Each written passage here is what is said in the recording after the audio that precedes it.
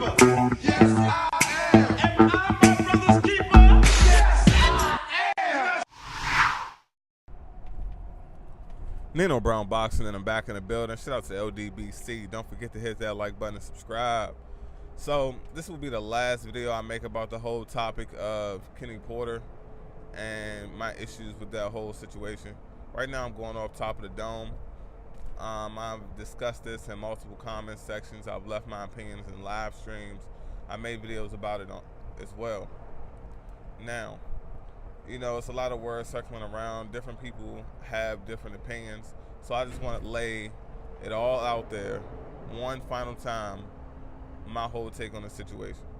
First thing first, when it comes to the father, well, first thing, the more important thing, Sean Porter. When it comes to Sean Porter, Nino Brown Boxing, I don't have a problem with Sean Porter as a person. The only issue I've ever had with Sean Porter is the Errol Spence saga. Like I left in a comment previously, I forgot who channel I left it on, but they did not reply. I said the issue with Sean Porter is that he said out his own mouth, no coaching from Kenny. He said, when Errol Spence Jr. wins the title, I'll fight him. It went from that to Errol Spence isn't on his radar, to I only want the WBC title because we put all this money in there. Danny Garcia, Keith Thurman.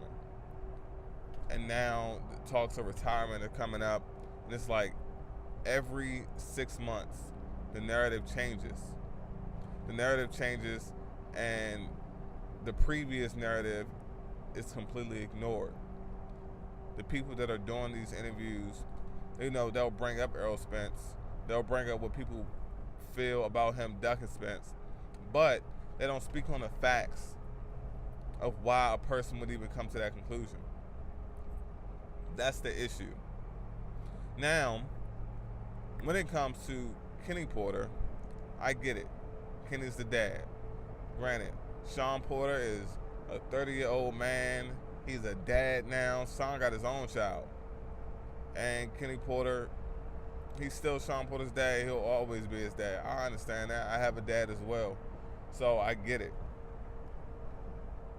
But my thing is, when Kenny Porter started, somebody in a live chat made a good point. I think it was the Trill Boxing Talk live chat.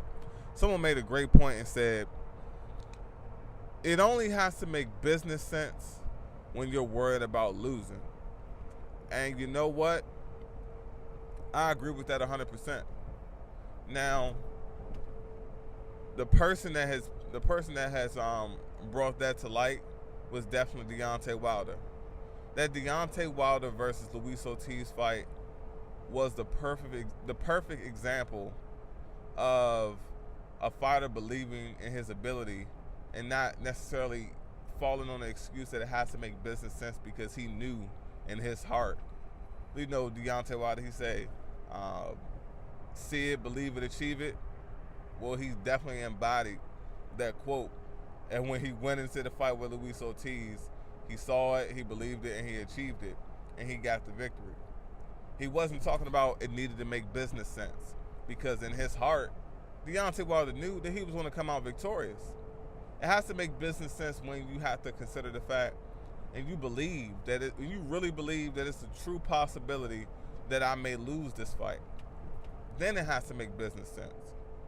If somebody came to Sean Porter, presenting him with the WBA regular title from Manny Pacquiao, and the same amount of money, let's say the percentage split was the same with Pacquiao as it would be for Errol Spence, the timeline would be the exact same. Sean Porter would rather fight Manny Pacquiao for the WBA regular title. And at that point, it wouldn't have anything to do with business sense. It would just be off the simple fact that he feel like it's an easier fight against an older man, against a smaller opponent that obviously doesn't like pressure. So in that case, the only business sense out there is the win and loss column. not what goes down on that paper. Now, another thing is, when it came to the whole topic of fighters can't be afraid. Now, I find it funny to that people, continue to say this when we all know the Mike Tyson effect was a real thing. That's why I titled my previous video, Kenny Porter and Sean Porter fall victim to the Errol Spence effect, because that's basically what's going on. We all know how it was with Mike Tyson. We all know there's been plenty of fighters that's been afraid to get in the ring. Shit, it's been implied that Keith Thurman has faked an injury to get in the ring. Now, if you believe that a person is willing to fake a car accident, possibly even fake police reports to avoid a fight, it's nothing other than fear. Because if you're actually injured, then you're injured. You'll show proof, you'll provide the documentation, and that's that. If you have a family issue, that's to be understandable. If you're out of shape, you can leverage the date. Give yourself an extra 2 to 3 weeks of training camp. The only other reason is you're afraid. You may not be afraid to get punched in the face by a man, because that's what you do on a day-to-day basis. That's your bread and butter. But like I left in the comment section of Barbershop Conversations, you can be afraid to get in the ring. You can be afraid to lose. You can be afraid to be knocked out. You can be afraid of the embarrassment of losing. You can be afraid of the financial, the financial penalties that come along with losing. You can be afraid. Many ways a fighter can be afraid. And like I said also in that comment, to say that Anthony Joshua is the only fighter in boxing that's afraid, it's unrealistic. When it's so many situations and so many things that can be associated with the fear of a fighter going into a fight. You can be afraid of the punishment that you may receive from your opponent. Shit, you can be afraid of being knocked down in front of your kids. You can be afraid of brain damage and possible CTE. So, with all of that being said, it's unrealistic to say no fighter is afraid. Shit, I know firefighters that are afraid. So I don't want to hear the whole a fighter can't be afraid. And I've seen some crazy fires, and it's a whole lot worse than getting inside of a boxing ring, especially when they only making about $50,000 a year. So when the only thing honestly, a firefighter going into a fire to fight these fires, he doesn't want to lose his life, but he has more to gain with an insurance policy for his family if he dies rather than these fighters. So I'm not trying to hear that excuse. Like I said, it's not realistic at all, and it's not even proven. It's not proven when you say that no fighter is afraid when they get in the ring. You can't prove that. You have to talk to every single fighter out here, and then you will have to know that they're not lying to you. Versus, it's been multiple fighters that's on record, we know that they've been afraid. So let's just cut the bullshit with that.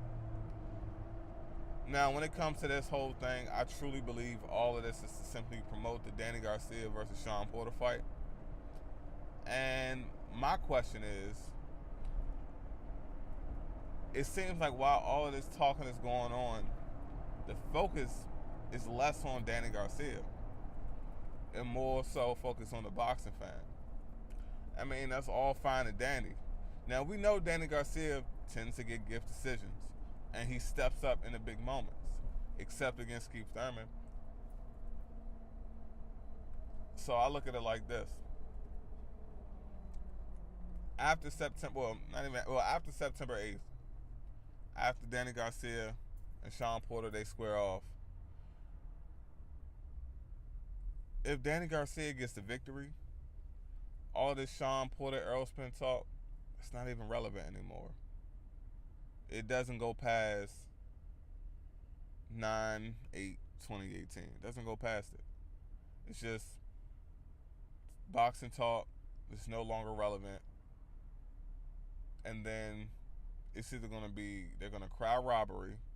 If Danny Garcia wins, the Porters are going to crowd robbery, or they're going to disappear, say they need to go into rebuilding, and take some lower tier fight.